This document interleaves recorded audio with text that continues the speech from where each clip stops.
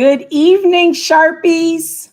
I am Sharon Letman Hicks, one of the co hosts of Steel Sharpened Steel, and we have a special evening in store for you. As you know, we are on day 6 of New Central, the slap heard around the world. And our other co host has a special evening in store for you. Yes, we are talking about the 94th Oscar Academy Awards this past Sunday night. And before we get into it, I just want to give some of the highlights. Samuel L. Jackson won the Lifetime Achievement Oscar. Oscar winner Afro Latina LGBTQ sister from West Side Story, Ariana DeBose, took home a golden one. Shaq and Steph Curry executive produced a documentary called The Queen of Basketball. Did you know that? The Oscar winning directorial debut of The Roots' Questlove for Summer of Soul had his moment stolen. But we had so many amazing other accolades for what some are affectionately calling Oscars So Black. We want to break it down in the way that we feel is socially and culturally responsible for our people. We know we're sensitive about us, but I want to make sure that we don't forget the amazing performance of Beyonce, Sister Love, Megan Thee Stallion, and so many, and DJ Nice. I mean, we had some D Nice, excuse me. We had some amazing contributions, and we will not forget our brother, Will Packer, the Rattler, who was the director and producer of the Oscars. But with all of that happening, you could not hear much of that because of the slap heard around the world. So tonight, we are going to give you the great debate. We have in one corner the Chris Rock corner, the other corner, the Will Smith corner, and coming up the middle, F them both corner. So we gonna be saucy like we normally are. We gonna be saucy like we normally are. But we're gonna break it down and unpack it family reunion style just for you tonight. Hold on. My other co-hosts are going to be bringing the smoke.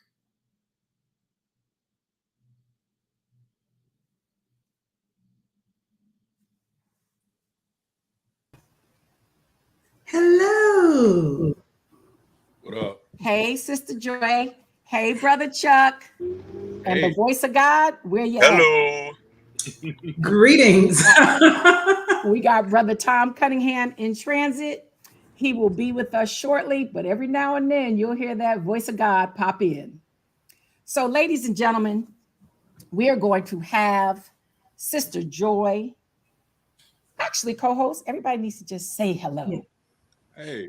Good evening, everyone.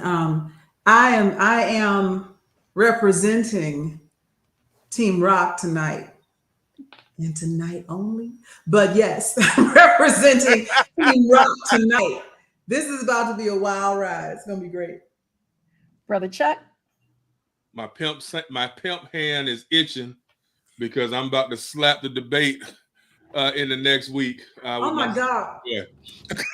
I just realized I'm debating Chuck. No, it's all good. Wow. Right, whatever. Bring it. Let's go. Let's get it. All right, but before we begin, we want to, and yes, the voice of God in the background. Thomas, would you like to say hello to the people? Yes. So I am going to be taking the position in the best tradition of the National Association of Dramatic and Speech Arts, where I won a championship for extemporaneous speech, taking a position that I did not actually support. I am going to be Team F both of them. Well, and you know, we're going to hear from all of us, no matter what. Yeah. But to kick us off, my esteemed debaters, I'm going to ask the pro Chris Rock corner to open us up. So I would be glad to. And I would like to start off by saying, look, it is what it is. Comedians do what they do. It is a time-honored tradition. And there is an understanding, not only amongst Hollywood people, but amongst anyone who is taking the moment to enjoy a comedy show. Jabs will be thrown. Things will happen. You may get a little in your feelings about stuff, but it's supposed to be funny. If we can't laugh at ourselves, who can we laugh at? Right? If you can't handle a little self-effacing humor or a little humor at different people's expense, especially as we are trying as celebrities to make a connection to the audience, to the people who spent half their most recent paycheck to come see us, to talk to us. If they can't giggle at us and laugh at some of our misfortune, and there are boundaries there, but if we can't humanize ourselves and have them go, ha ha, they got the same problems I got, then what are we doing? Right? That's the job of a comedian, is to take something larger than life and make it relative. And I think that's what Chris was doing in that night, is he was trying to just be funny. And that's what we pay him to do. He wasn't the host. He was just there to present something, a little ad lib, and here we are, right? Everything else was uncalled for. Well, again, good evening, Sharpies. Good evening, Sister Joy, Sister Sharon, voice of God, Brother Tom, who is wherever Tom is. And again, greetings to all of the Sharpies.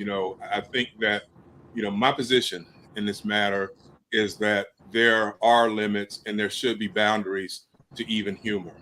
Some things just simply are not funny. And what it comes down to is, just like art, art is in the eye, beauty is in the eye of the beholder. You might look at a painting and think, oh, wow, this is hideous. I might look at the same painting and think, wow, this is the best portrait or painting that I've ever seen in my life. And I get it. And I certainly respect the art of comedy. All right. I mean, even when we take it back to, as you were saying there, Sister Joy, you look back to in the Western civilization tradition, you go back all the way to Aristophanes with Lysistrata and the frogs and all of those types of comedic devices that he used to point out stark truths with regards to what was going on in Athens and across the Greek Isles. So I definitely respect that. I respect Chris Rock. I think that he is one of the funnier comedians that is from our era, so to speak. But there's a limit to everything. And my biggest concern with Brother Rock on Sunday night is something that we used to talk about when I was a child at FAMU High School. And we used to get on each other about people who would do anything for a laugh. And that was a derisive type of comment. The one thing that you didn't want. And I mean, I was always a pretty naturally funny person. A lot of people who only get to read observations or see me like either on Facebook or back, when I was in the court and stuff, you might not know that I can act a whole fool off record. Joy, you and I have that same gift in regards to being serious one minute, then being silly the next. And it is a gift, but there's a limit to it. And there has to be boundaries. And I think that what happened on Sunday night is Chris took it a step too far in the comedy. I think one of the things that was most telling to me today was when Brother Will Packer had an opportunity to finally address the world on Good Morning America, is that he confirmed what many of us had speculated over the last 5 days, which is that Chris Rock was going off script. I have seen that argument, Sister Joy, in so many Facebook groups that we're in, or just on my page, your page, and what have you. Folks are like, no, that's part of the skit. No, Will Packer confirmed that that was not a part of the script. So then we have to take it back just a little bit. We don't know, we see the pictures, we see the paparazzi, so to speak, where, Will and Chris have been here, they've been there. But all I can go by what is on the record. And we know that 6 years ago at the Oscars, Chris had the monologue that was funny to me as a layperson, but it's my understanding that Will and Jada did not find it so funny that he was poking fun at them at the Oscars in 2016 about their boycott of the Oscars so white. Right. So understanding that was the beginning of the beef. I also have read this week that apparently Will Smith last year on Instagram made some type of tribute to his first wife, his son Trey's mother. And it's alleged, and I haven't seen it for myself, that Rock came on and made some type of slick comment with regards to, well, did Jada approve this or something to that effect, right? And so when you understand that, and when you understand that Will has been the butt of jokes mercilessly since last year on that Red Table Talk, and you recognize that, well, maybe I could just slide by that. And so when you hear Packer today, again, saying that it wasn't scripted, what continues to pique my interest is what made Chris decide to bother with them when there were so many celebrities and superstars on the front row, second row, third row, so many things he could have just riled by like, Will, what's up? Jada, what's up? Kept it moving, but he just had to say that. And so, it's when I say he just had to say that, he chose to say that about G.I. Jane. Did he know about Jada Smith's alopecia? I don't know. I didn't know about the alopecia until Sunday night when I started seeing all the comments from all of our brilliant friends and social media friends and what have you. But it makes me wonder in regards to the G.I. Jane comment, the short hair comment. And once I was able to pick up on this has been a thing for Jada, and it is a thing whereby she has felt something about it, right? Mm-hmm. It's understandable that Will at some point in time would be angry. Also, when you couple that with, again, he's been the butt of jokes for the better part of a year, and anybody can snap at any point in time. And I'm not saying it's right. Mm-hmm. And I don't want, while we're discussing this in a very fun debate format, to get into the whether I would have done that in that way, but I definitely would have addressed it, Sister Joy. So Joy, mm-hmm. Chuck said a lot, right? But then there's the conduct issue, right? Mm-hmm. Chuck spoke from his heart on what could happen, somebody snapping. Will snapping was a slap. Chris is getting rewarded for being the adult in the room where they were both wrong by how he handled it. How do you feel about that? I think that's a valid point because, there are people that are saying, well, Chris owes Will and Jada an apology. The apology was not escalating it. You got a grown ass man who's damn near 6 years old, gets smacked by a man 5 years his junior and outweighing him by a solid 50 pounds. Height and size differential negated. He chose in that moment to take it. Wow. Okay. And then you see him think about, should I, what should I do? I just got Will Smith just smacked the shit out of me on national television. And even after all of the, the cursing and everything, he's like, this might be the greatest night of television in history. Like he was still trying to save the moment and play it off when he didn't have to. He could have walked off. You know what? Let's take a look. Let's take a look at exactly what happened. We're going to replay. This is a dramatic interpretation of what happened that night.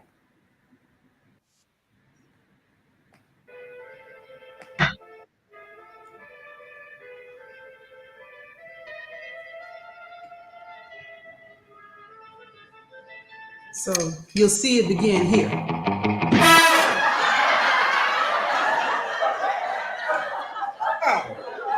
Y'all just gonna sit there and watch Will Smith slap the motherfucking rocks out my name on live television? He just slapped the shit out of me. What's wrong with y'all? The shit ain't funny. My wife's name out your fucking mouth. What in the fuck was that, Will? My wife's name out your fucking mouth. I didn't even say her name, bro. I said G.I. Jane, bro. My wife's name out your fucking mouth. Bro, I said G.I. Jane. Shit with J's in it. But Will, J's are in a lot of words. I like a lot of words that start with J. I don't care if you're a junior, nigga. I've been out here a jump. But what if it's a G that sound like a J? Like the G in G Unit. You better not say that shit. Can I still listen to Jada Kiss? No. You only listen to Dipset now. But Jim Jones started with a J. You will listen to everybody except Jim Jones. But Jim Jones the best one. No, fuck, he is not. I'll come up there and slap your ass again. Come on, Cameron said computers puking, bro. Like, hey, hold on, sit down. Sit back down, Will Smith.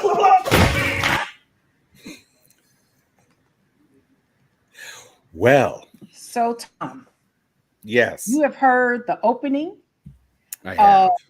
Pro Chris, Pro Will. Mm-hmm. You've heard a brief rebuttal from Sister Mm-hmm. Joy.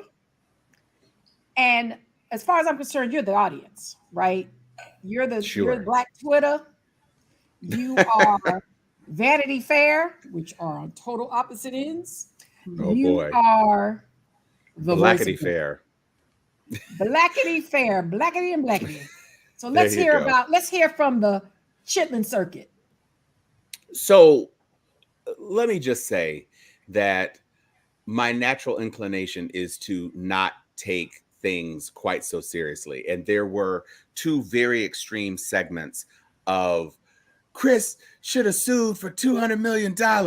And Will has thrown us back to the past before slavery. And we might as well move to Mars because Black people can't do nothing no more. I'm taking the F both of them position. And here's why. Everybody who says Chris Rock was doing his job, your job was to present a trophy to Questlove. That's what your job was. And you had teleprompter comments on the microphone, on your little teleprompter, because that's what the show wanted you to do. They wanted you to introduce these people. You decided, apropos of nothing, to jump into a situation with an old ass sub reference to G.I. Jane, which hardly nobody even knew what the hell you were really talking about. They were just like, ha, ha, ha, ha, ha. Because you had an opportunity. Here's a way Chris could have gone, right? You had an opportunity to reference the Dora Milaje. Now, if you had referenced the Dora Milaje being bald, then perhaps she would have come up into that I'm a proud warrior woman thing, and she would have felt it. And she wouldn't have jumped all up in her feelings. And then Will could have turned around and seen his wife as an African princess warrior woman and been like, cool, co-sign that. But you turn back to G.I. Jane, which, first of all, let's be clear, 1997, y'all. Some people in the audience weren't born. My And I ain't never children, seen it. right? My children weren't born, and so all you know from if all you knew from the poster was that Demi Moore was bald, then the only thing that joke was about was Jada being bald, and Jada is bald because of a medical condition. Therefore, it's not funny. And I think everybody who's defending Chris Rock and saying he was just doing his job and all this other foolishness, if it had been disclosed that she was in chemotherapy, or if any woman in the audience had ever struggled with breast cancer or knew a person who struggled with breast cancer and had trouble maintaining their hair, it would have been completely out of bounds. So what's the difference? Are we cutting fine lines between medical conditions these days? Now, that being said, Will had a lot of choices. And the one that he chose was to walk up on stage in the middle of a television broadcast and slap someone. I wasn't even watching it live. Somebody tweeted me and was like, what just happened? And I was like, what do you mean what just happened? You haven't seen it yet? I was like, no, what do you mean? Man, Will Smith just smacked Chris Rock in the face. I said, you lying. And so I went all of a sudden, all over Twitter, the clip had already been isolated. You had a Japanese feed with a Japanese commentator going over the whole thing, talking about translating what Will had just said. You had an Australian feed that was, handheld. They were like, oh my gosh, do you see what's going on? And Uncut. So it was bleeped in the United States, but uncut these two countries. So I didn't understand really that it wasn't even a joke until I heard Will Smith with the camera on Will Smith in the Japanese feed. And you could hear the West Philly in his voice when he said that.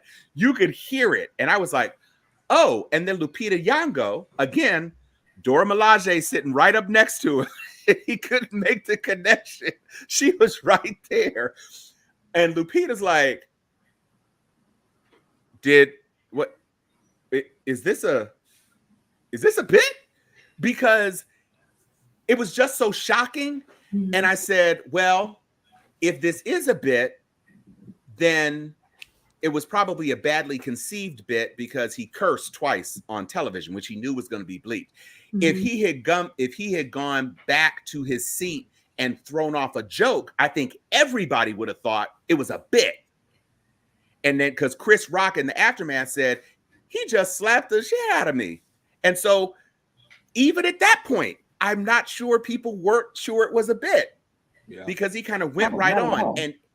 And where he went right on to was claiming that the actual winners of the documentary feature was Questlove and 4 white guys.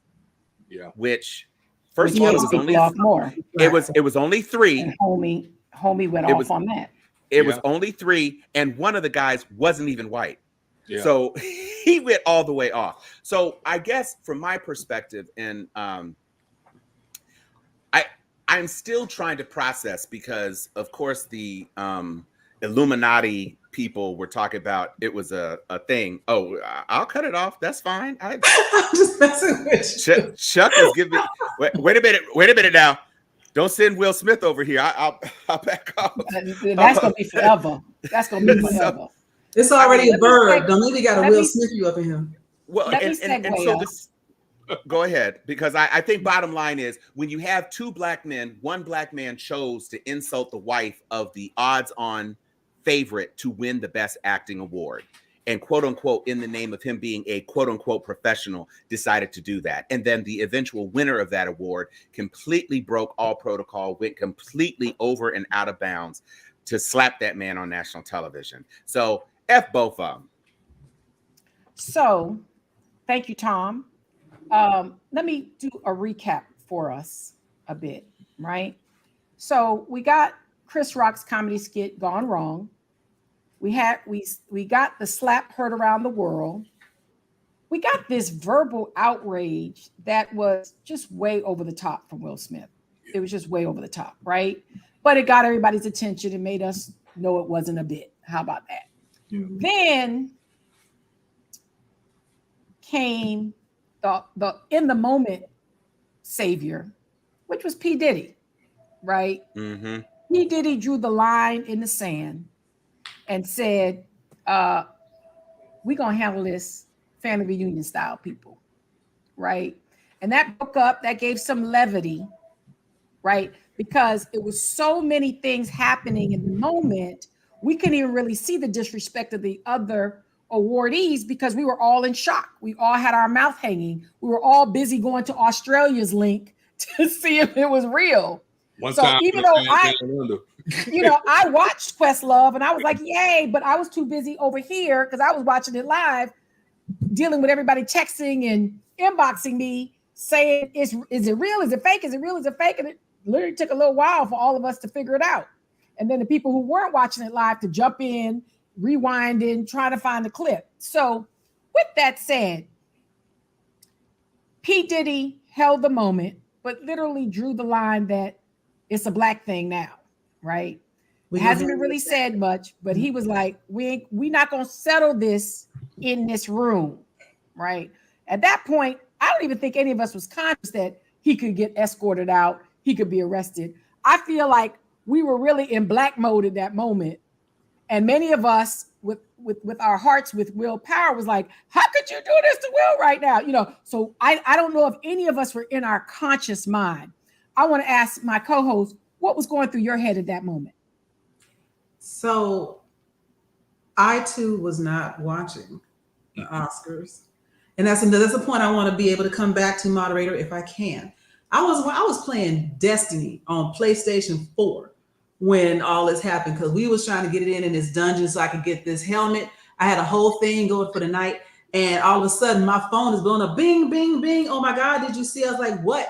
And by the time I answered all the texts, like you said, there's clips, there's unedited clips, and I'm like, ooh, we were debating, like, did he really even hit him? Because it sounded like a sound effect. Like, it didn't sound like a slap, but it didn't sound like a punch, but it didn't, he had an open hand, whatever. I went on with my night, like, hey, whatever, do what it do. But in that moment, my thought was, oh, Will had enough. Yeah. So it is what it is. Yeah. But I would like to, if I may, exercise a point that I had not considered before today around, like, just the meta of all of this. looking at the reviews of the Oscars and the relative viewership, etc., it got more views than the previous year. Hats off to the three hosts. Hats off to the rest of the production staff. It was a very well done show, but people don't really watch the Oscars like they used to. Ain't nobody just tuning in. We just collectively don't really give a damn no more. Right. But the mentions on social media are through the roof. You will not have this ongoing interviews. You know, Will Packer most likely would not have gotten an interview after the Oscars as a producer. Don't nobody give a damn who the producer is. You know, he might have gotten some play on, you know, BT or whatever. I'm just being real. And so an argument could be made that Chris Rock's ad lib spawned all this additional attention. And in Hollywood, all publicity is good publicity, right?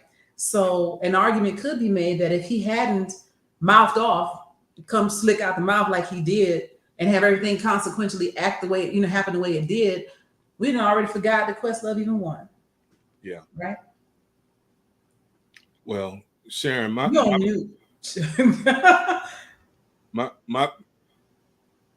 thoughts, Sharon, essentially was very similar to Sister Joy. I had it on in the background. I was actually reading an article about The Godfather because, as you know, I was waiting anxiously to see. Yeah, it was coming up. And interestingly enough, I had run across an article that was dealing with some of the choices that were made in characters. That type of stuff always fascinates me. Like who potentially was going to be Sonny, who might have been Michael. You know, those types of articles intrigued me. So I was reading that. And again, Jerome Cummins hit me. My mom hit me. Inbox started like just blowing up. And so I did not see it in real time. Thank God for the Land Down Under, because that Australian clip was the clip where I immediately knew, being a Black man who has been in many verbal cuss out confrontations, physical confrontations. I mean, I can't play. I've been really surprised all week by all of the pacifist Jesus peace type people on social media who've never been in fights before. I'm like, but God bless you if you haven't. I mean, I'm not proud of it, but I'm like, where I grew up, every Negro I know done slapped the shit out somebody or knocked somebody's ass out at some point in time in their lives, right? So I've really tripped out all week with all of the folks who are being real judgy about violence, especially all the noops and Qs and alphas who done beat ass and broke canes and paddles, and now they're talking about no violence. I'm like, do you really want to go there? But anyway, back to it. What it really comes down to is another one of the mores that I was raised up in a Black environment, predominantly Black, is you don't talk shit about a man's wife or a man's girlfriend. Now, we can debate on whether Will took too far with whatever, but every man that's ever been in a relationship, be it boyfriend, girlfriend, be it husband, wife, when you see that she is over here not pleased with what just popped off, you better get to it. Because if you don't get to it, you're going to be on the couch, or you're going to be frozen out, or you're going to get the stank face for the next 6 to 8 weeks. And so with that in mind, it for most men, it's natural, which is you just try. Now, in theory, I have said this all week. I really wish that from the seat where Will was, I think that if he said, hey, hold up, right when Rock started, because you got to go back to 2016, y'all. Rock started in 2016 and didn't stop. It's not like he just hit it and quit it. He went on for about close to 4 minutes on Will and Jada. So if you sense that this is happening again, and that's what I was thinking when I saw that eye roll from Jada, you know, I was sitting there thinking, if he just says, hey, hold up, bag back, or even shut the fuck up, Rock at that point will instinctively know, okay, I've touched the nerve. Let me move on and get on to the presenting. So there were other ways, and I think Tom hit that it could have been addressed absent the smack. And I really want to talk about the smack later too, because I actually was pretty shocked about two things, and we can come back to this later. I was shocked that the much bigger Will, as Joy said, didn't knock Chris off of his base. You know, I mean, I know I'm talking. That's like, why it seemed fake. That's Yeah, why it that- seemed fake initially. exactly. It also go ahead, Chuck, because I got this. Yeah. I'm a step And right the into it. last thing is, I'm going to say this. Now that we're switching hats a little bit, I give Rock dap for not calling the police, because again, as a guy who has been in scraps, because I think my first fight was in kindergarten, I've never thought about calling the police to press no damn charges. If I get my butt whipped, That would have been a real bitch move. it's whooped. I'm like, hey, I wasn't the man tonight. I took that L. I just have problems, and I'm probably sounding like some old gorilla, but I have problems with men whose first instinct, I'm going to press charges. No, I ain't pressing charges. We're just gonna go head up again next time I see you. You got Later me, on. but next time I see you, we're gonna try this again until I, So anyway, I'm Okay. Okay. Go ahead, Tom. Real Before we quick. segue, let Tom respond. Before we segue, Go ahead. Go ahead, respond. Joy. Go ahead with your real quick. I just wanted to show, quick. there's a lot of That's how I people want that you to on that. Okay. agree, just if your screen's too small to read, it says, I have mixed emotions, but a husband's job is to protect his wife at all costs. Jada was clearly bothered by Chris Rock, and Will had an obligation to protect his queen. I wish the setting would have been different. However, my mom always told us, I'm going to get you right where you show out. So there's a lot going on here. I'm seeing people. So Tom, before you respond, because that was going to come after your thing, you can go right into responding for what you just heard. And then I want everyone with Tom's lead to take on the conversation that Chuck intimated on the position that Will decided to take, that has now going in its own direction on protect Black women, protect your queen. Let's segue into that. Right. So let me just say this, because it piggybacks off of something that Chuck started to say. It isn't a family reunion cookout that we have in our community where somebody doesn't talk slick out their mouth. Ted Nobles asked, what does talk slick out their mouth mean? It means saying something that is controversial because you're trying to poke the bear. And you look at 2016 and he said what he said, and Jada and Will were boycotting whatever. He made an offhanded joke. But the point there is that there was a legitimate concern in 2016. And you cannot tell me that Will Smith and or his people didn't hit him up after the broadcast and explain that was not appreciated. And you think you're being cute, but don't think you're that cute. Right. And when it came down to him doing this, and again, I said on my own page, y'all saw Jada's dress, right? Yeah. Okay.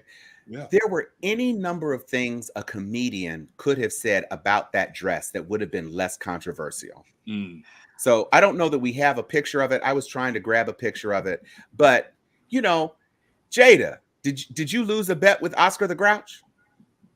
Yo, sis, did Godzilla sneeze on you on your way in? There were things you could have said about the dress that would have put it on the dress. Red carpet comments about what people wear is par for the course. Nobody ever really gives it any attention at all. Yeah. And that was a big ass dress, y'all. It looked like her designer was Scott's Turf Pro. And that her gardener had actually done some topiary work on it. It was a big ass dress. It was a big dress. I'm not saying it wasn't pretty. I'm saying it was big. It was Lost season 3, Smoke Monster, Emerald City realness. I'm just saying there was a lot to the dress, and you could have gone there and it probably would have been fine. But again, if he had said that stuff at the family reunion, at the cookout, after he had been warned at the last family reunion cookout, it definitely would have been hands, and it would not have been a single slap. One of the things that really got to me was Black men talking about they would sue for $200,000. And what if I bet Chris Rock is going to do this, that, and the third.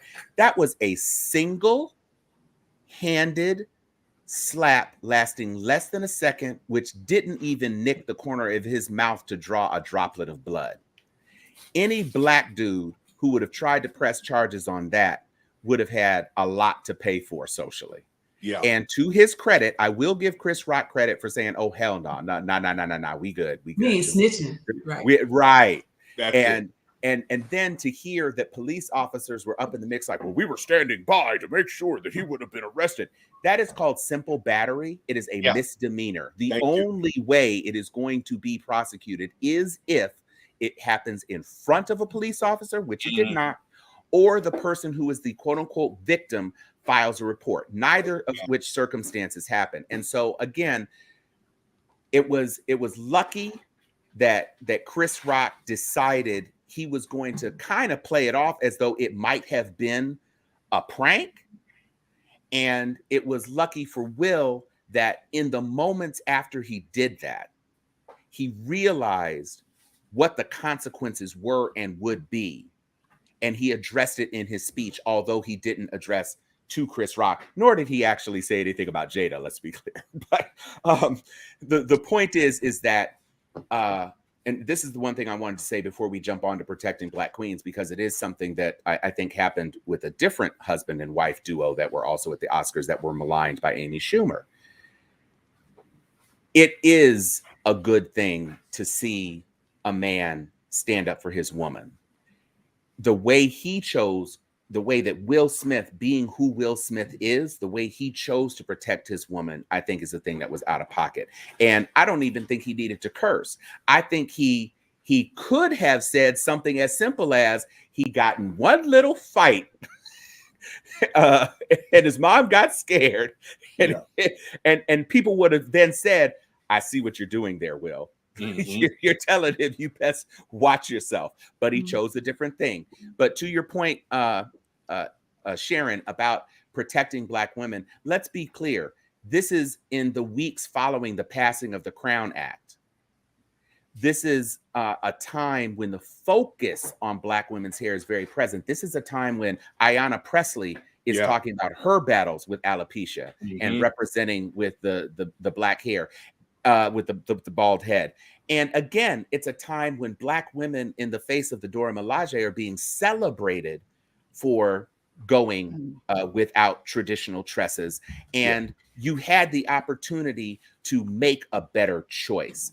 And I do agree that Will was instinctually reacting in the face of everything else, in the face of his moment being stolen, in the face of everything else that was going on, plus his wife's displeasure.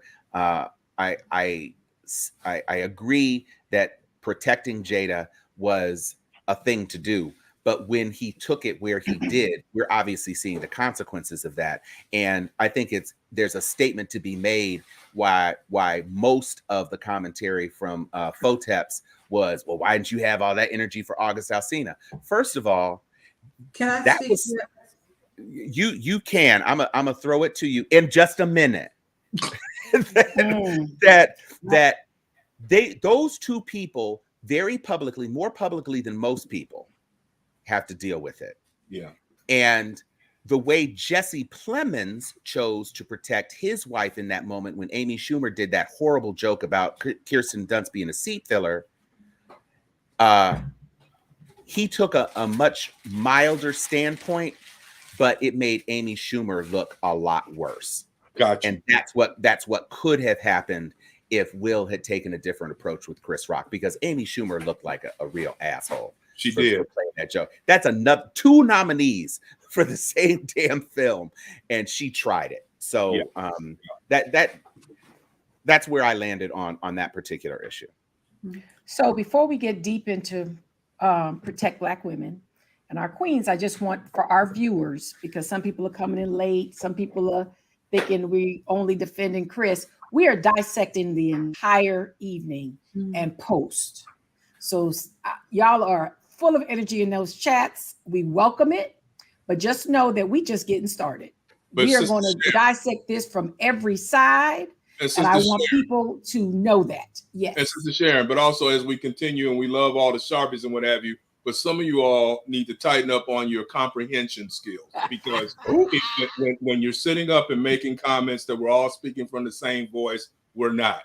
Be intellectual, don't be emotional. We're not. So comprehend what's being said instead of just firing off at the typewriter. With that, go ahead, Joy.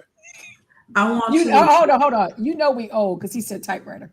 But go ahead, Sister Joy. I want to address the comments that I'm seeing around what what Will did or did not do to August Alsina, that he may have had some residual resentment over Tupac, et cetera, et cetera. And the implication that Jada is some sort of amoral woman that doesn't deserve protection. Y'all gonna cut that shit out right now on my show. I promise you that. Hello. But here's my problem with that. They have, at the moment, an open situation, whatever you want to call it. Will was sleeping around, Jada was sleeping around. If that's not your thing, that's not your thing. You don't have to sleep around in your marriage. You don't have to have an open marriage. You don't have to do none of that. You don't have to admit it either. You don't have to admit it either. And then everybody is saying things like, well, she embarrassed him on public television talking about it. She had to. You think she wanted to just come out and be like, here's what went down? She was put into that position because this little dude trying to pop up his rap career decided to out her. Mm-hmm. Once outed, you either try to keep it quiet, and which allows people to surmise whatever they want to make up about it, or you set the record straight. They set the record straight. It was painful for both of them. However, they have endured the bullshit and the jokes about that. They have never smacked anybody about the shit that they knew they had to put out. They suck it up and they take it together. This moment where this joke, however offhanded, maybe he knew he didn't know, whatever, that wasn't sanctioned. That wasn't on the list of shit we will put up with. That was a whole different thing. And if you think about how the dozens go, when we play the dozens in school or on the playground or whatever, when you think about what isn't okay to talk about, if I say something about your mama's so blah, blah, blah, blah, and your mother is dead, it doesn't matter if I know that or not. I'm getting my ass whooped. Thank you. Thank you. Thank you. You got raised the same way I did. So I appreciate it. I know that's right. Yeah. It's just some things you don't do. And to the point, this is one thing that I can speak on just as a person who does comedic things and who has done stand-up comedy. If you are trying to get somebody, you do research. Mm-hmm. You know how long it takes to get alopecia with Jada, bald in Google? 0 seconds. First page, top of the page. She came out with a Daryl Jones talk about she's a B-list celebrity. She is the wife of an A-list celebrity who came out on her A-list podcast show in 2018 talking about her struggles. And she has been doing different things with her hair ever since. So if you Google it, you decide in a moment that you're teeing up stuff. Because again, we have said it was not on the teleprompter. So this is him, riffing. And so he's seen pictures of Jada recently. He didn't come up with a 25-year-old movie reference offhand. He decided he was going to talk about her being bald, and he decided if there was a moment for it, he was going to use that moment. All I'm saying is that if you're a good researcher and you're a good comedian, because the joke has to be funny.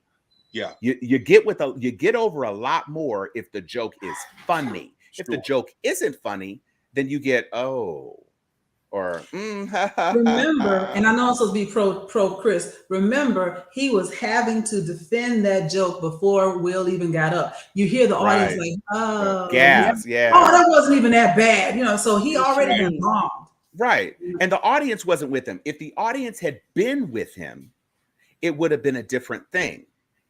Because sometimes if somebody gets off a good one on you, Melania Trump has faced a lot of criticism. And, at a roast, you expect that. But this isn't a roast. This isn't your HBO comedy special, your Netflix special. This is something where you're supposed to be celebrating people. And it's fine to poke fun at the institution. It's fine to poke fun at the industry.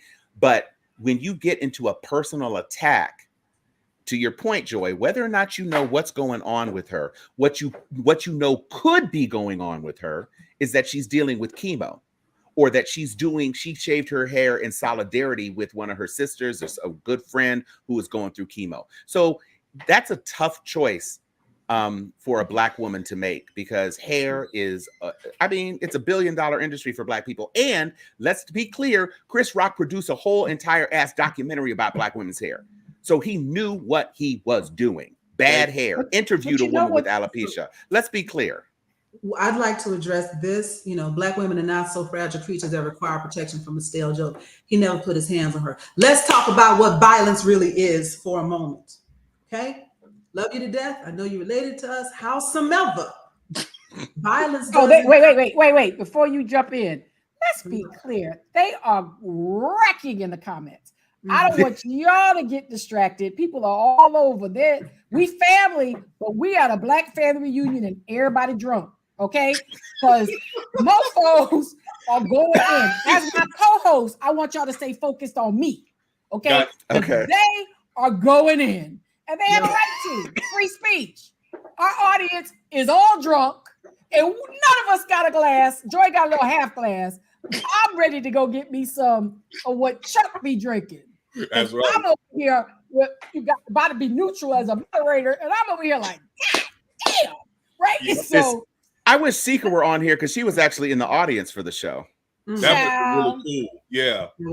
I feel like everybody in the chat room was in the audience. They ain't fucking around. It must be.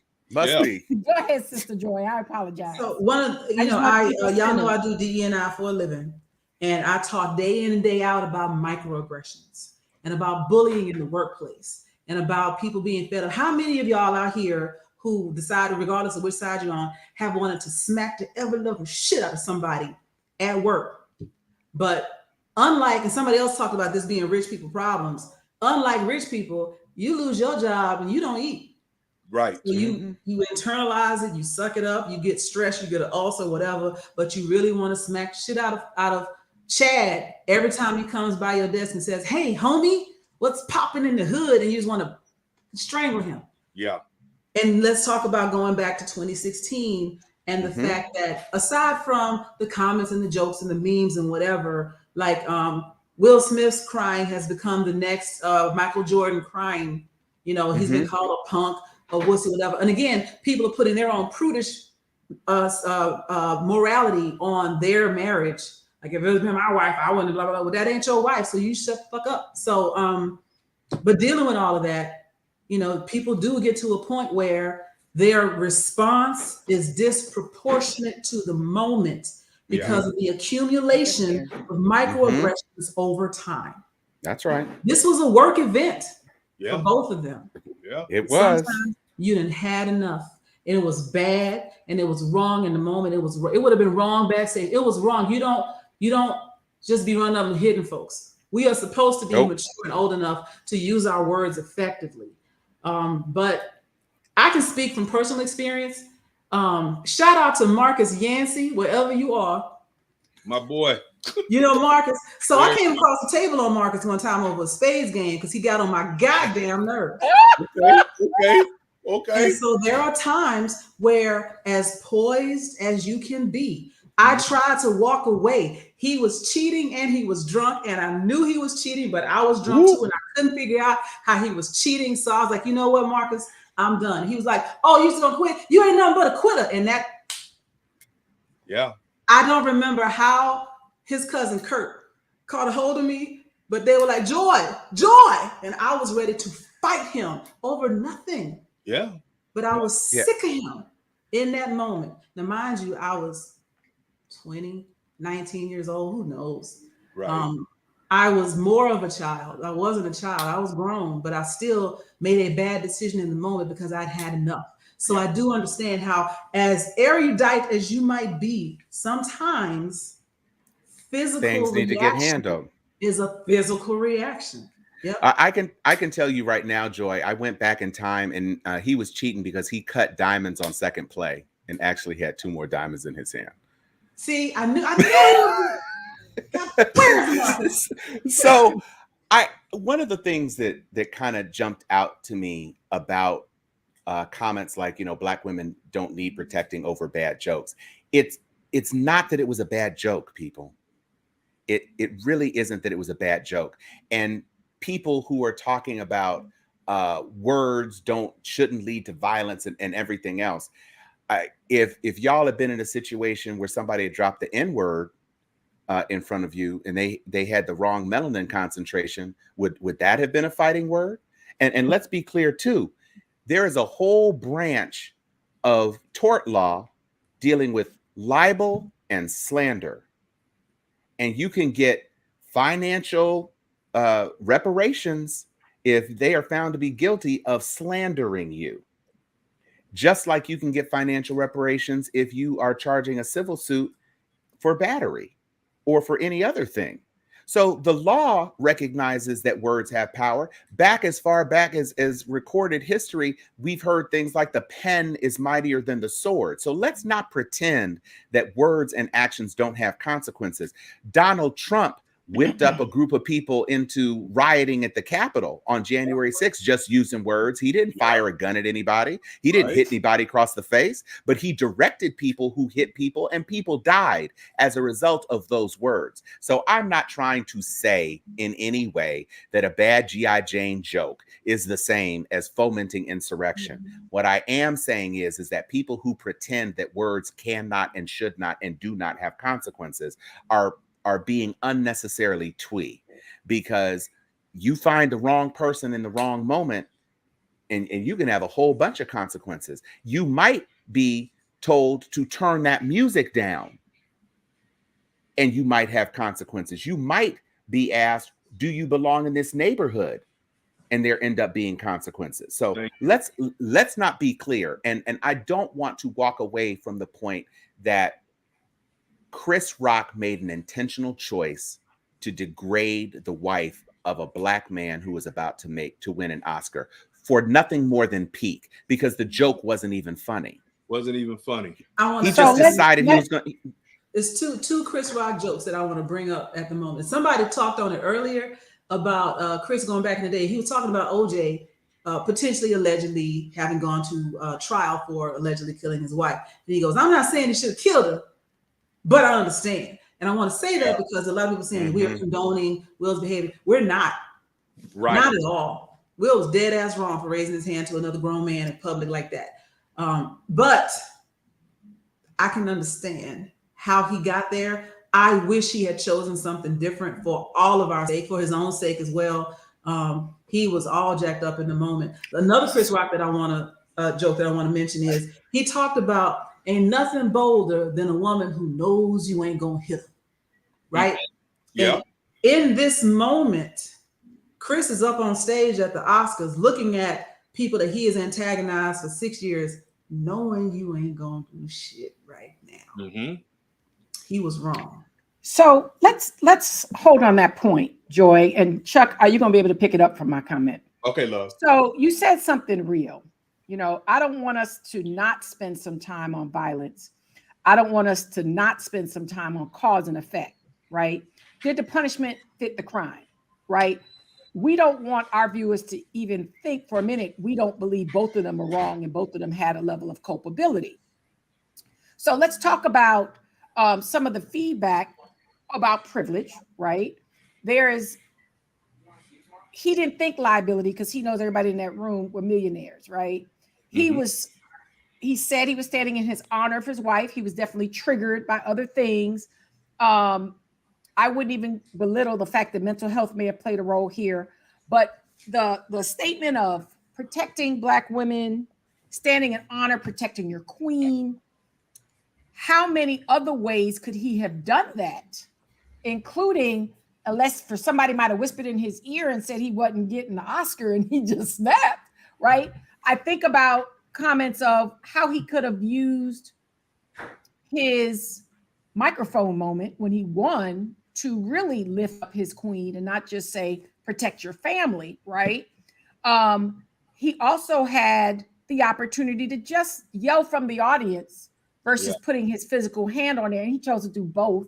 And the second one is what was a little cheesy to me. And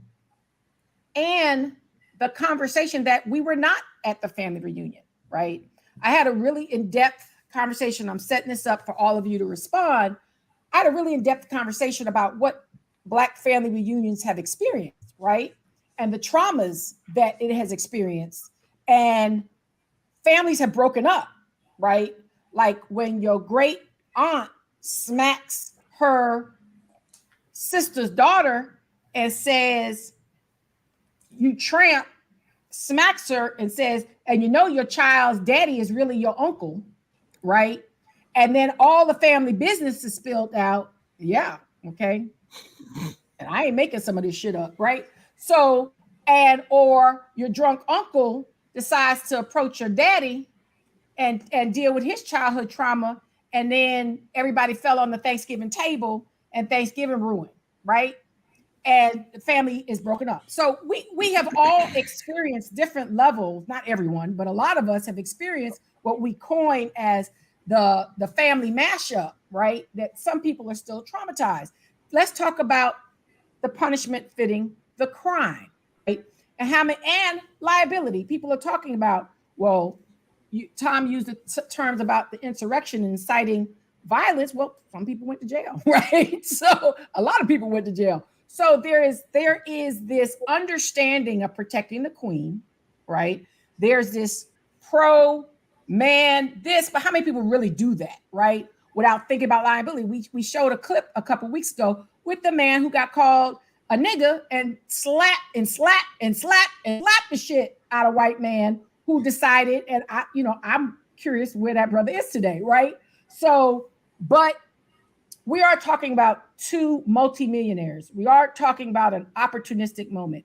We are talking about violence, right? And no matter what your chosen reason for doing it, in America, that's considered violence that is, punitive, right? So when we look at all of that, let's first look at it from the Black family construct, the history, the patriarchal concept, the microaggressions that people have alluded to.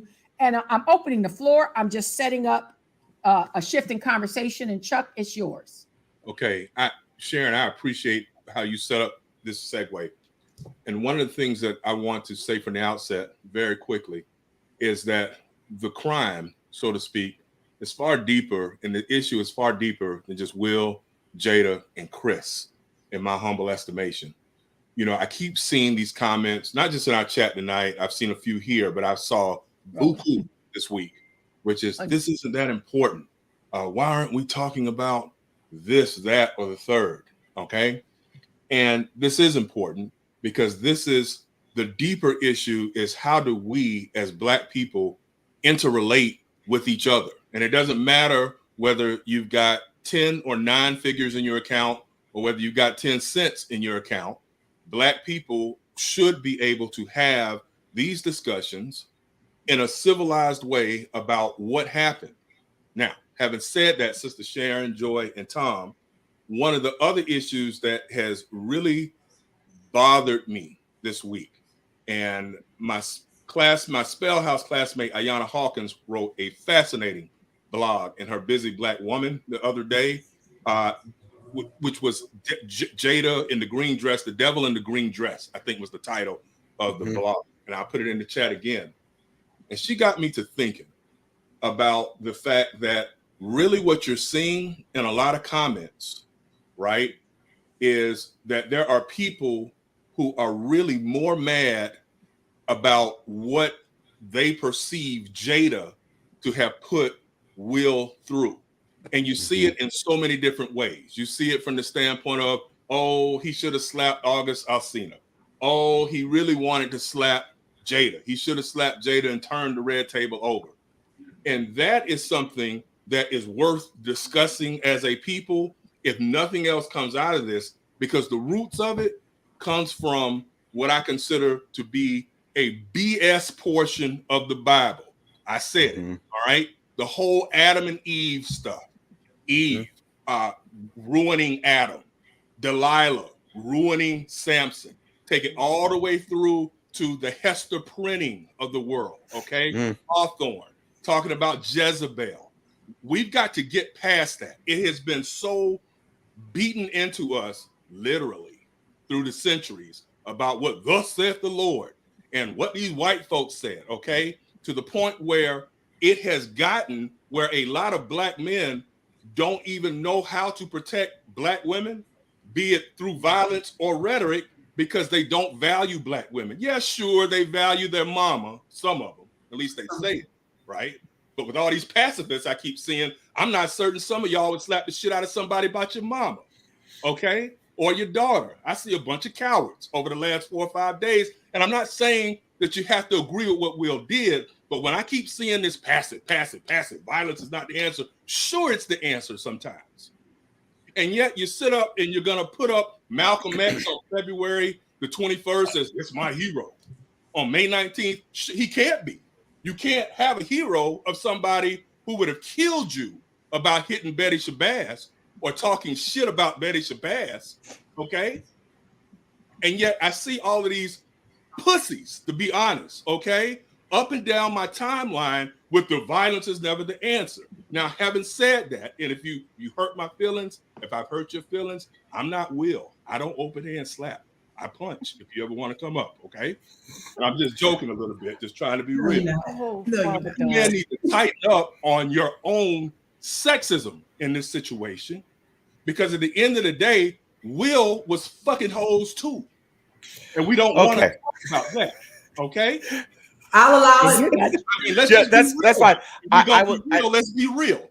I think I just, the only thing I want to say, and this is me being the other man on the panel, it's a tricky situation when you talk about Black women and protecting Black women, and then use a female body part as an epithet. That's all I'll say on that. But I do take what your point is, because it is an unspoken.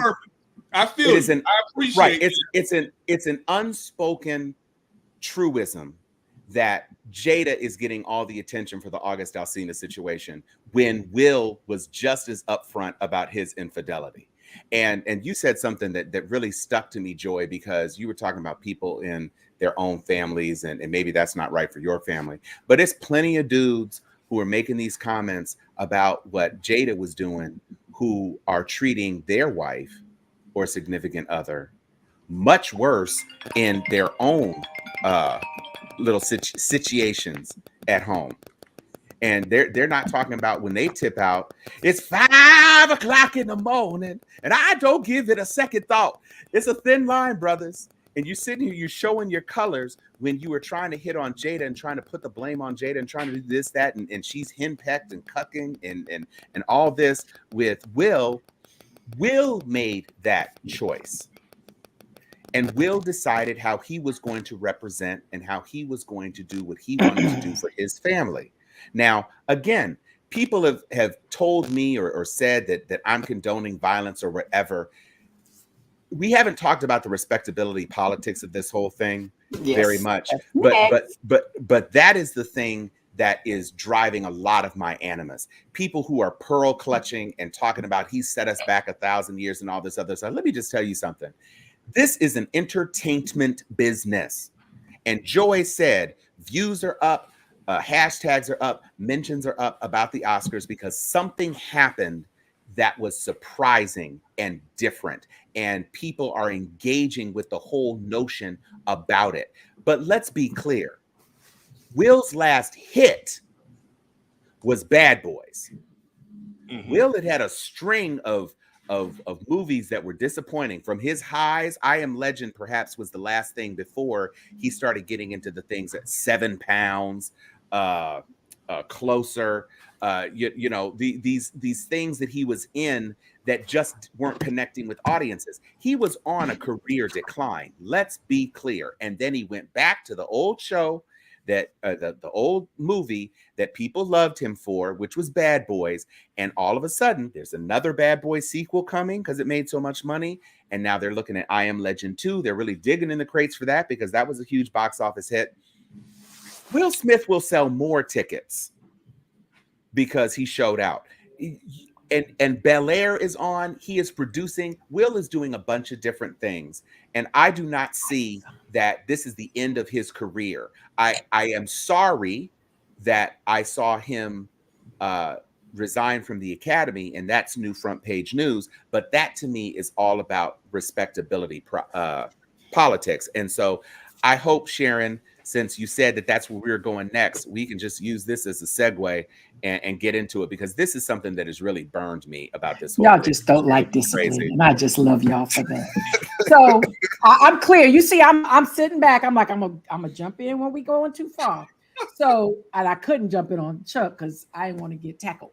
So let's be clear, folks, right?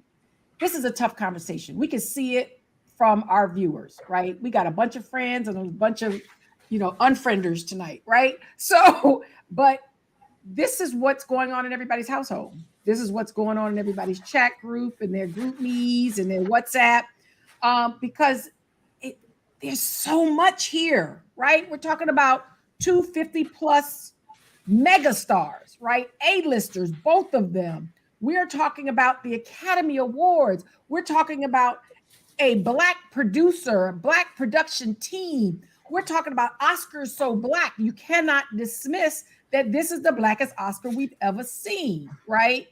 And then we act up. At least one side decides to source award it. And the other side decided, I'm on stage. I'm not a fighter. I'm a comedian. Let's be honest. And let's talk about the times. Let's talk about respectability politics, Tom. That's a great point, because that was indecent. But we are in a indecent time in society where we don't expect us to put ourselves in such liability, right? Especially those of stature. And then the way they both handled it is now allowing a lot more siding with Chris because of free speech. And someone wrote it, it's a difference between, it's kind of like the dozens. We are comedic by insults, right?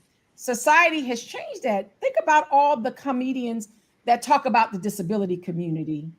And, we don't have to go even on the LGBTQ community. Yeah, right. But think about the type of insults that is fair game, mama jokes, and I have rarely seen a mama joke that say, man, my mama got cancer. You can't do that, right? Right.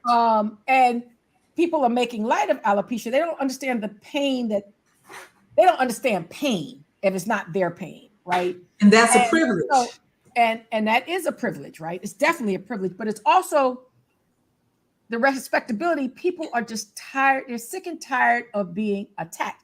I had the privilege for years in my past. I worked for Alec Baldwin.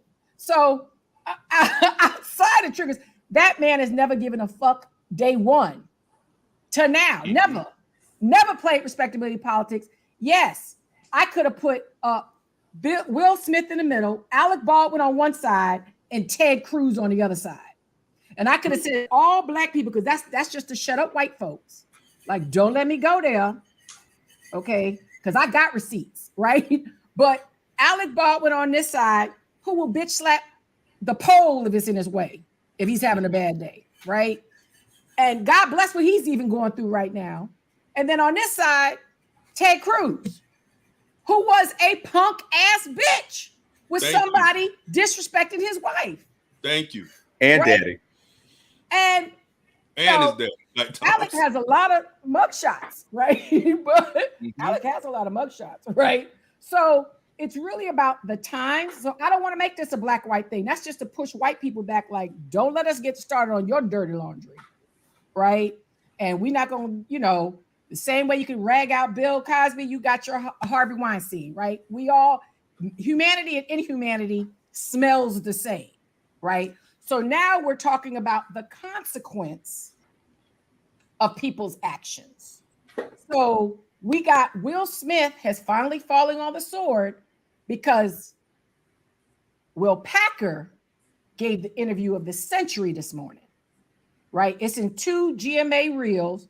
One is 8 minutes and 31 seconds, and then it rolls right into 8 minutes and 21 seconds. There's 2 different segments. I don't want you to miss a minute of it. That's why I'm telling you, be patient, watch the first 8:31, and then it loops off their side right into 8 minutes and 21 seconds, right? So all 17 minutes are so worth it to understand what was going on behind stage, what's going on in the industry side of it. And then you should juxtapose it to the Vanity Fair, rip the production to shreds article, ripped it to shreds. And there was so many microaggressions and hidden racism all throughout that article, right? Without ever calling the director by name. Yeah. So this is playing out on so many levels. I respect wherever each of you are in this conversation, but know that the reason we're going into week 2 is because there's so much to unpack here. And I appreciate the people that say when it gets to the 6 efforts deciding to come for us, that's when we go to the family reunion. That's when we're like, can't hear you. I'll defend the sides. I can't hear you. So with that, I'm going to throw it up first to my sister Joy, and then the brotherhood, y'all have at it. I just want to take a moment of levity. You know, you mentioned the continuum of Ted Cruz to Alec Baldwin and Will in the middle. This tickled me when I saw it. Whoo, you know that's real. Oh, Jesus. Yeah. That's super real. And so I think I'm gonna swing just a little bit different as we talk about consequences, future. I'm saying a lot of people say, you know, Will's not gonna lose anything over this. There is a part of that I agree with. I don't think that his punishment is going to be necessarily detrimental to his overall livelihood. I mean, he got money coming out his ears. It's not like he has to work, but nobody's talking about canceling Bel Air. He's 53. He's aging out of Hollywood action movies anyway. You know, knees are starting to creak. So, you know, if he doesn't do anything else and just slides into producing, that'll be fine. He resigned from SAG. I mean, he resigned from the Academy Awards committee or what have you. He stepped down, as we see a lot of CEOs and executives, when they done jack themselves up, step down quietly and kind of lay low for a little while. That's probably the whitest part of all of this, is that he was able to do something real wrong in the moment and then come with the, I'm sorry, this is not who I am. Please forgive me if I hurt anybody. Now, I will say, I do personally think that his apology, it was kind of, I think that he was sorry for what he did, but that at the same time, he tried to justify what he did. And I personally think he would have been better off just saying, I really am just sorry. There's no excuse for what I've done, like he did in his IG apology. If that had been what he said, but we're talking 20 minutes after it happened, he's got to get up there and be right. And so, and I also recognize that he did not apologize to Chris because he didn't mean it at the time. You know, didn't. He meant what he said. I apologize to everybody but him. And we cannot say that this event happened in a vacuum. That context matters. You know, people are like, what if I saw some crazy person I saw a person. We don't know. I cannot make that assumption. I saw a person on Twitter saying, you know, what if it had been Betty White that made that joke and he ran up there and hit her? She could have fell and cracked her head. And folks are like, she's already dead for one. But Betty White wouldn't have made that joke. Sure. And if she had compared her, even if she did, you know, hey Jada, you know, rocking the G.I. Jane, you look great. We would have assumed Betty White didn't know what the hell was going on. And so would he.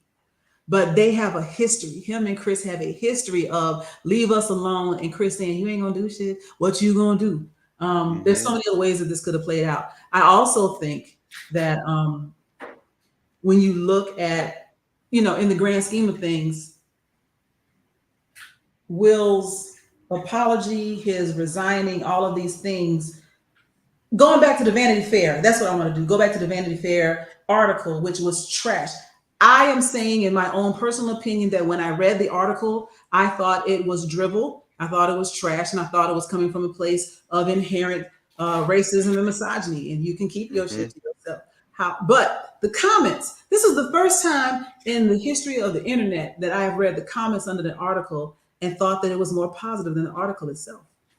And to me, when we talk about progress as a people, and we talk about, you know, the respectability of it all, and Will to set the race back 10 years, whatever, I saw a whole lot of white people under that article saying, I disagree. I thought the show was great. Aside from the slap, everything else was good. I thought these people did a good job. I thought that Wanda Sykes and Amy Schumer and Regina Hall, I thought they were wonderful. Hats off to the producer. One day it was like the producer, I forget his name, but still, she's like, hats off to who produced the show. It was great.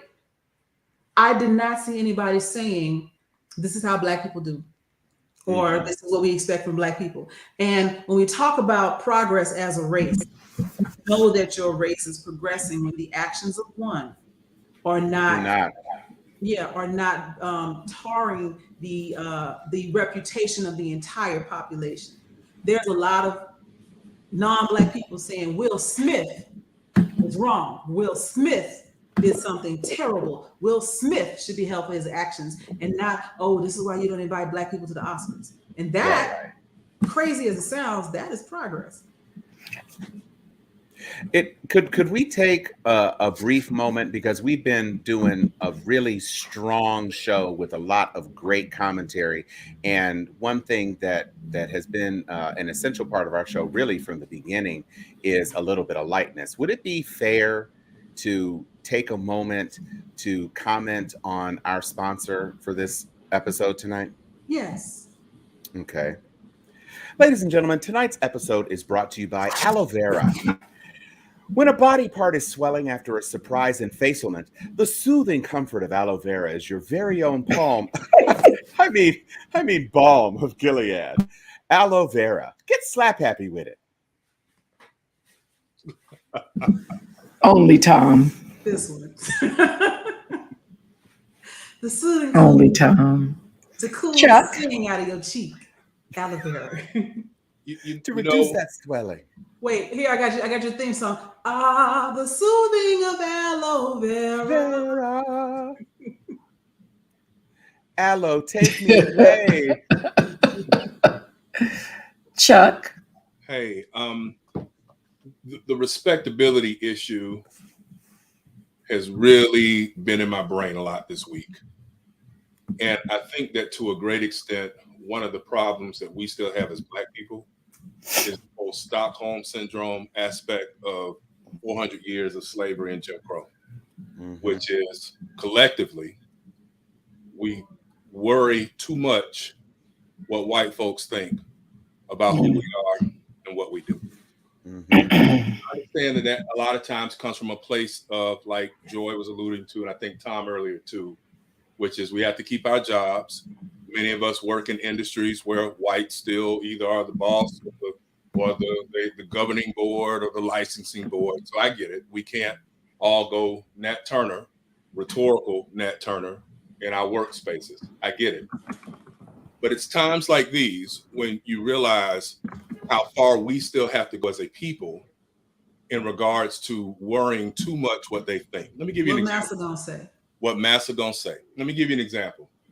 I don't watch the Oscars, as we all have said here tonight.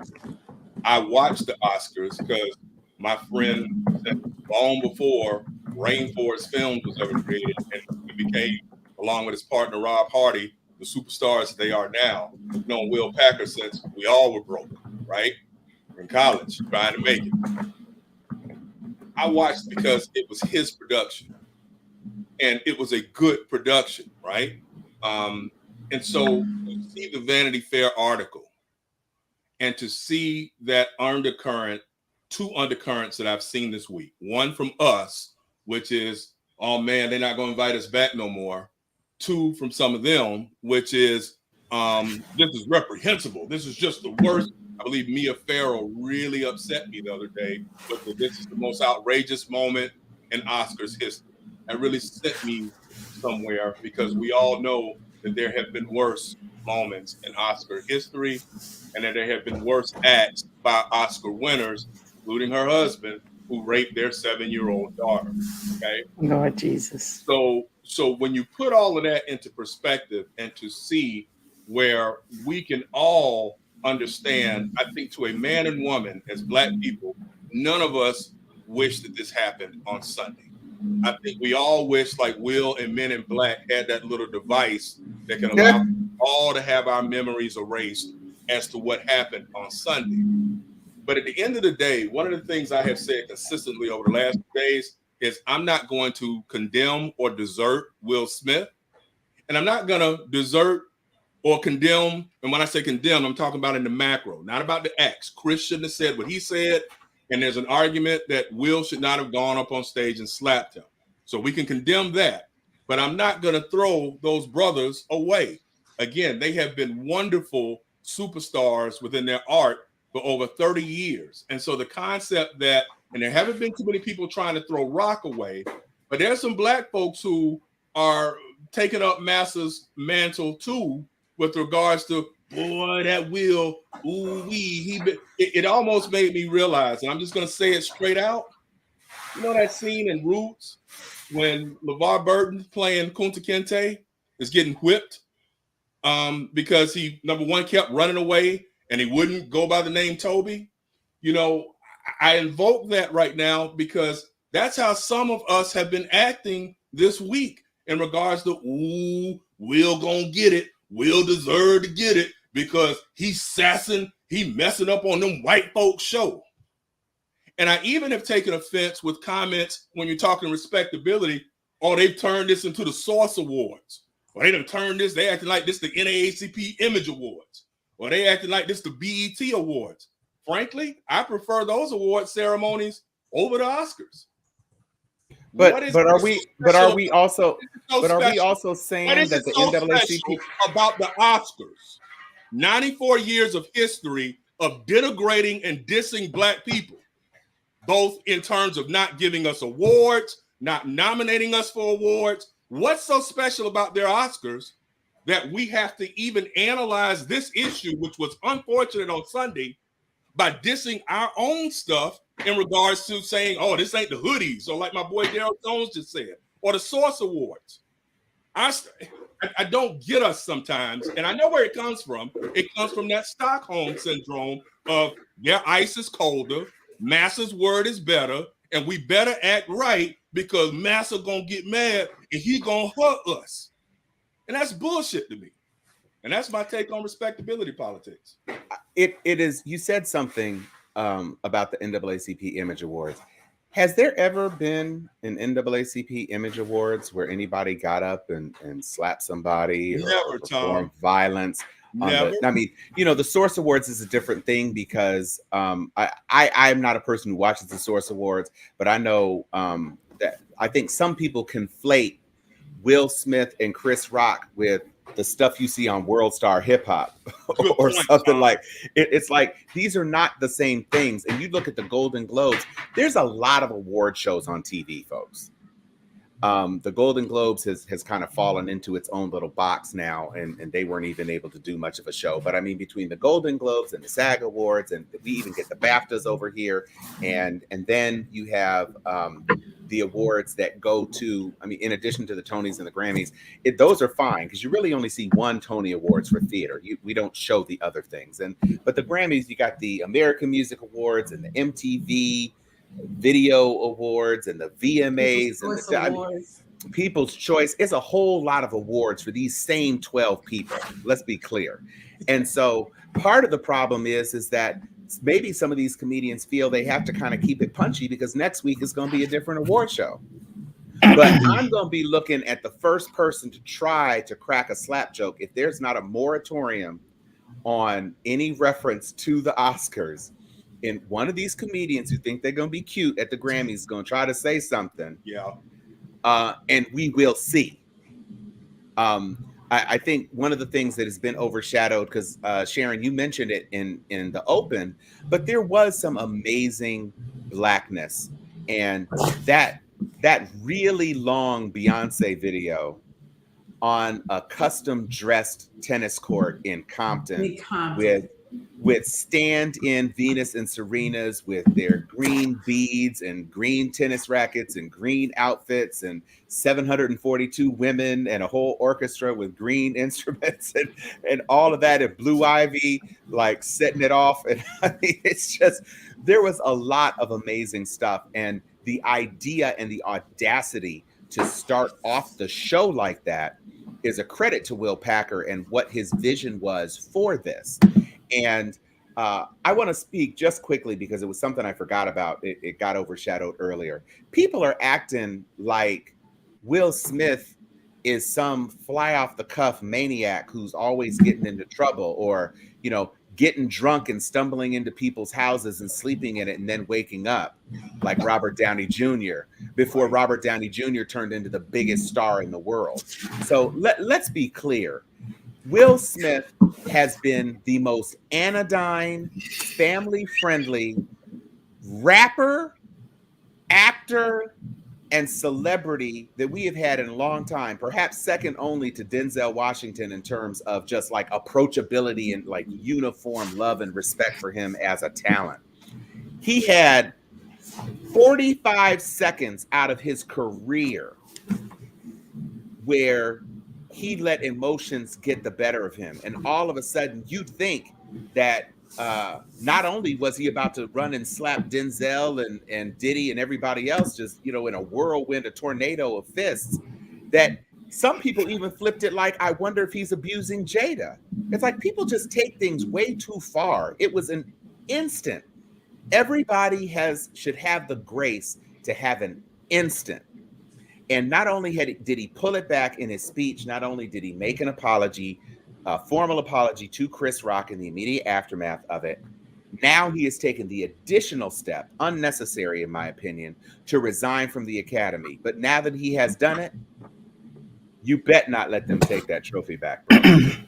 I think that's a more consequence. Like, you can resign or we can remove you. Sure. Let's also understand this is business, and he is the highest paid actor Still Will Smith in the country, right? And he's still Will Smith. That's why it's so perplexing to people, right? We can talk about it as black man to black man, black family, blah, blah, blah. These are mega millionaires. Chris is cashing in at the box. I don't make light with other comedians sending the signal like, you know, we doing shows the very next day. You better not come up on my stage or I'm traumatized. You're going to see different sets of security at comedy shows because we are having this long conversation. America has been having it for 7 straight days because these people have influence. They have impact. They give off a license. That's why you have so many people condemning his actions, not just from a racial perspective, but there's a lot of parents speaking out because they know the influence that this has over children. And if they don't see consequences, then they feel like, well, if he can do it, why can't I? Then it becomes the privilege and the class and da da da. So there are repercussions, no different than the insurrection comment that you made, Tom, on how this trickles down to the street, how this trickles down to the local level. I love the passion. I love the realness. I think this is as much therapeutic for us as it is for everybody in our chat. We all, the beautiful thing is, as controversial as it is, because it's really not that tragic, right? As controversial as this is, we are talking amongst ourselves with our people, our peers, our friends, and some of our foes on something that is as earth-shaking, right? As the, Clarence Thomas Supreme Court hearing, Ketanji Brown Jackson's hearing last week, OJ trial, this is the Hollywood version of the OJ trial. Absolutely, right? And no, we're not saying it's equivalent, but was just earth-shattering. It seems out of character, or it's just, beyond the pale. I think, and I'm gonna throw this picture up real quick, and I apologize for not being full background. There's two perspectives, and like the first one says, 4 different writers were like, there are no heroes in the story. Everybody kind of wrong, and we know that everybody, just like the family reunion. Yeah, you wrong, but you wrong too. Everybody go home, y'all work it out. And then the second one, and I love Michael Harriot like he's family. Hey, sometimes people get smacked. Hello. It is what it is. And to the comment of, we're over analyzing it. We know that's what we came on here to do. We came over here. That's why you watch him. Right. Well, and what you put up, Joy, reminds me of the Jesus comment somebody just put up. What about the dancing at the after party? To them, I mean, nobody got killed, right? It wasn't. It was a bad moment. It was a really bad moment, right? Yeah. And everybody said, but that's violence. People get smacked for so much less, right? And people get killed for so much less. So the fact of the after party, both sides were consoled, right? And I loved what you just put up, Joy, because they were both wrong. Yeah. Right? People keep wanting to make light of what Chris said, some respectability politics, but people are tired of being sick and tired. I mean, we have to give Will's speech a little bit. Just because he didn't apologize to Chris, the man was in pain in that moment.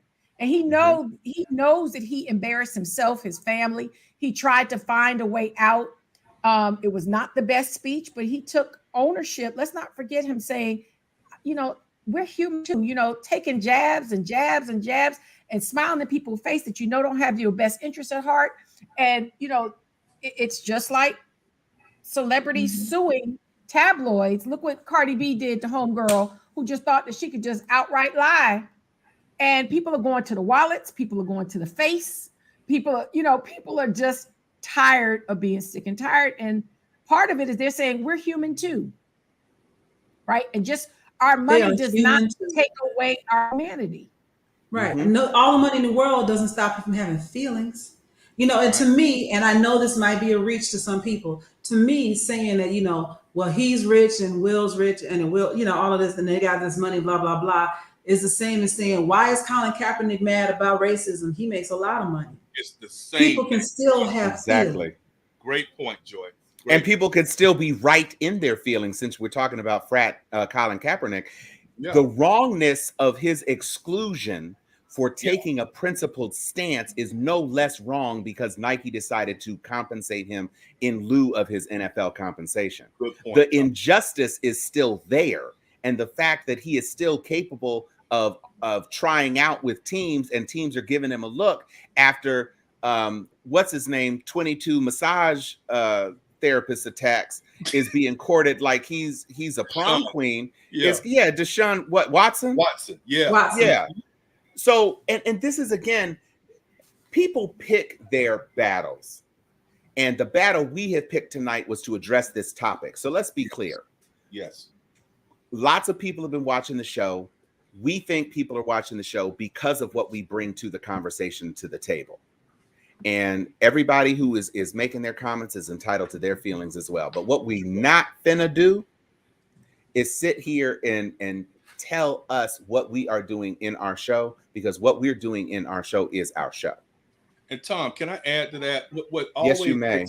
What makes me laugh about your point, dude, and is that on all of our pages, on any given day, there are 11 topics that you can jump in on. You can jump in on foreign affairs. You can jump in on domestic affairs. You can jump in on sports, pop culture. And a lot of times, some of our best stuff goes comment less, or you might have 2 likes, 2 comments.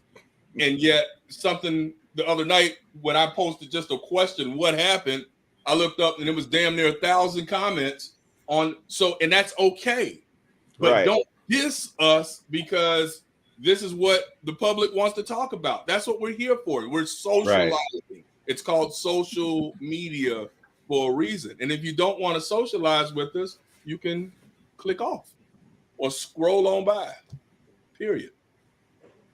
Any of y'all. So this is a whole lot, but y'all sound like people that don't live in the real world. I live in Detroit. Okay. Every weekend you read about some kid getting shot or killed over some BS arguments, upset over words. Yeah, Georgia said sometimes people get slapped. I was reading the title of an article, by the way. I volunteered at a juvenile prison. Almost half of those young kids are in there because of perceived slights.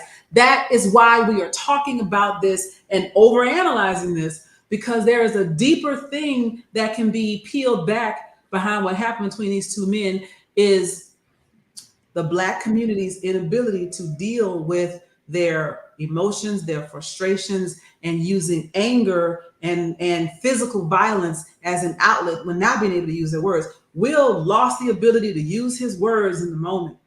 And that could trail all the way back to his childhood, a lot of the things that you may even have seen in Detroit. There's this stigma that Will carries with him because of the persona that was created for him by not cursing in his songs and being Will Smith and being like, he even did a song called He's the Nice Guy on his last studio album, that he was fucking sick of being the nice guy. We don't know how he grew up. We know he grew up in an abusive family. Yeah. And if it had been 50 Cent and he grew up in an abusive family, that kind of tracks. But we see this nice guy with this clean cut image. It's not who he is. Everybody has their breaking point, and we don't know that he ever learned to deal with that. Maybe he's just been soaking it up, and like I said, he finally got fed up. But this is the things that a lot of people go through. This is why people end up going to jail over a pair of tennis shoes, because they don't know how to deal with their emotions in the moment. That needs to be talked about in the Black community on a much deeper level. Period. And I love that you said that, Joy, because, and I appreciate Brother Nobles. He's a frat brother of mine and Tom Cunningham's old friend. Wrong a lot of the times, but love you still the same, Brother Nobles. But what was I about to say? We have to talk about the mental health piece. I don't know if she's still in the chat or not, but your bestie, Erica Goodwin, board certified, double board certified, Harvard trained psychiatrist who has some wonderful social media work that she's done as well, where I have told her before that during the pandemic, man, the walls were closing in on me sometimes, but for her ability to advise through her platforms, it was helping to soothe even me. And so when you add what you and Tom just said, Joy, about Will's past, his history, the perception of him being, and I'm not going to use that word again because my big brother Tom Cunningham didn't like for me to use the P word. So exactly, a sucker. Yeah. Okay, that's a good one. We'll use sucker. Because of that perception, that stuff, we don't know how deeply that has impacted, again, his psyche. And so he's got to get that mental health help. When he's been more transparent recently about not being able to protect his mother from being whipped on by his father. That is so crucial. And so when people are like, well, why did he just snap all of a sudden? Man, that might have been 53 years worth of struggle that just boiled to a head, because I'm not going to lie, 30 minutes later during his acceptance speech, that brother was still 38 high. Okay. Yeah. And so we've got to normalize the whole concept. And I don't want people to think that I don't believe in my religion. I do, but I'm also real about it. I think that to a great extent, Christianity in particular has screwed Black people up in a lot of ways because we lack common sense because of what we believe, thus said the Lord. People are like, oh, you need to just take that to the Lord in prayer. No, you need to go to a psychiatrist or a psychologist and talk to somebody or get some pills prescribed. Because again, Jesus, if you believe that, is the person who's endowing those double board certified psychiatrists with the wisdom to be able to help you. Mental health issues are just as serious as having asthma, diabetes, or cancer. And so we've got to talk about it. You know, I have several friends, some of whom watch this show. And yes, I'm talking about you. I won't name you by name. So remember that a hit dog hollers, so don't come at me. I mean, nobody knows I'm talking about you. But I have a lot of friends that have told me, well, growing up, we didn't need therapy. And I'm looking at them right now. Yes, the fuck you did. You crazy. You know, you got issues. You don't even know how to talk to your family. You know, you ain't spoke to your cousin in 8 years over something that happened at a family reunion. We don't know how to deal with our issues. And that is a long history of the intersection of racism and patriarchy and misogyny. There's so many things in the middle of all of that, and how Black men have been forced from a coping mechanism standpoint to denigrate Black women. Because if you can't protect them, you have to say they're not worth protecting.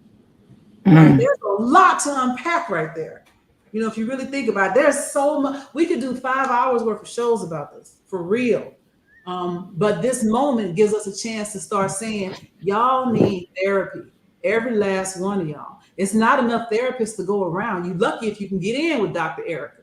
You know, I'm lucky that she's my best friend. I get therapy on the free for like some fried shrimp and French fries on a random Friday night. You know, I get to talk my things out. But if you're not talking stuff out, if you're not able to talk out your issues, violence is what's left to you. And that's what we saw. And we have conditioned specifically men of all races that the only emotion available to them is anger because everything else is girly. There's so much here to talk about.